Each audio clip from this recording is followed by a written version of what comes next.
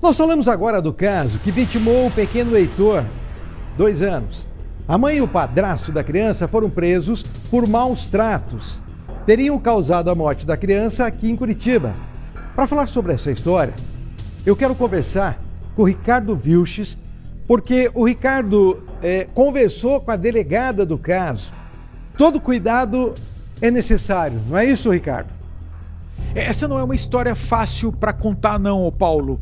Não só por envolver uma criança, mas porque esse caso ainda está numa investigação e uma investigação um pouco mais complicada. Boa noite para você, Paulo, para todo mundo que acompanha o Cidade Alerta.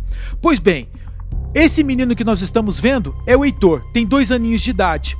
E segundo informações do Hospital Angelina Caron, ele morreu em consequência de politraumatismo e ação contundente. Foi com base nessas informações que a delegada desse caso decidiu pedir à justiça uma investigação mais ampla desse caso e também pediu a prisão do padrasto e também da mãe dessa criança, com o argumento de que eles poderiam fugir durante essa investigação. Bom, nós vamos ouvir a entrevista, um trecho da entrevista que essa delegada nos deu um pouco mais cedo, para justificar exatamente quais as razões que fizeram ela acreditar da necessidade dessa prisão e a suspeita para cima desse casal.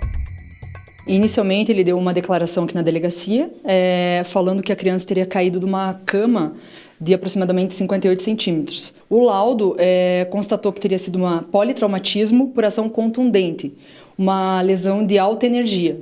Então não estava condizente com a declaração que o padrasto tinha dado anteriormente. Qual a suspeita da senhora contra a mãe e contra o padrasto? A gente suspeita que seja o padrasto, porque na hora da morte só estava ele e a criança. A mãe, ela estava sendo negligente na condição dela de garante, né? Porque provavelmente essa criança já tinha sido agredida anteriormente. A gente teve esses dados porque a diretora da escola onde a criança estudava nos afirmou que geralmente nas segundas-feiras a criança aparecia com alguns hematomas. A mãe foi chamada ao colégio e relatou que provavelmente era algum tipo de problema de saúde a ser investigado, não deu maiores detalhes. Então, a partir dali, a gente suspeita que essa criança já estava sofrendo maus tratos. A delegada falou em hematomas e essa é uma informação importante, como eu disse, é uma situação em investigação. Paulo, o Heitor foi levado na semana passada para um atendimento médico porque a mãe dele estava percebendo que a criança não estava bem.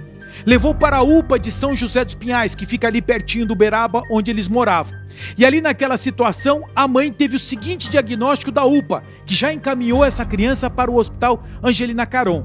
Essa criança estava tendo uma crise de hipoglicemia, porque essa criança foi diagnosticada com diabetes. Essa era uma informação que ninguém da família tinha naquele momento.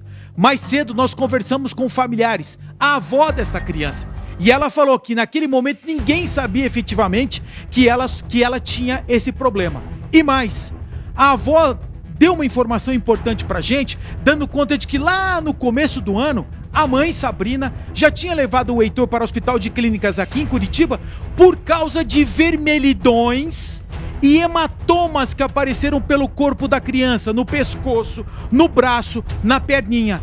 E lá no Hospital de Clínicas, segundo a mãe, o diagnóstico da médica que atendeu foi de que o Heitor tinha um problema, uma doença rara, chamada edema agudo hemorrágico.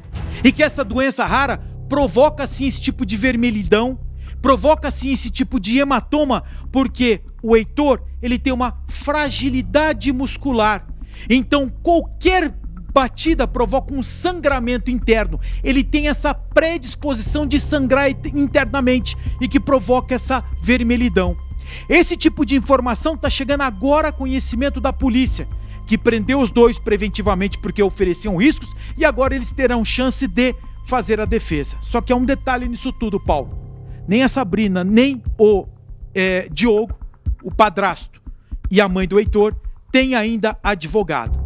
Nós estamos acompanhando esse caso e quando tivermos mais informações, mais novidades, nós vamos voltar aqui no Cidade Alerta com esses detalhes, Paulo. Obrigado, Vilches. Lembrando que como houve a ordem de prisão, o Estado obrigatoriamente tem que fornecer advogados para eles, né, através da Defensoria Pública ou através da nomeação de um advogado dativo, mas tem que ter defesa. E nós estamos tomando todo o cuidado, que é o seguinte: há uma denúncia de maus tratos e há uma defesa, uma arguição de que a criança teria uma doença, supostamente essa doença, que causaria manchas. Este é o caminho de um jornalismo sério, que não é o de sair arrebentando e depois não se ter a confirmação de um fato.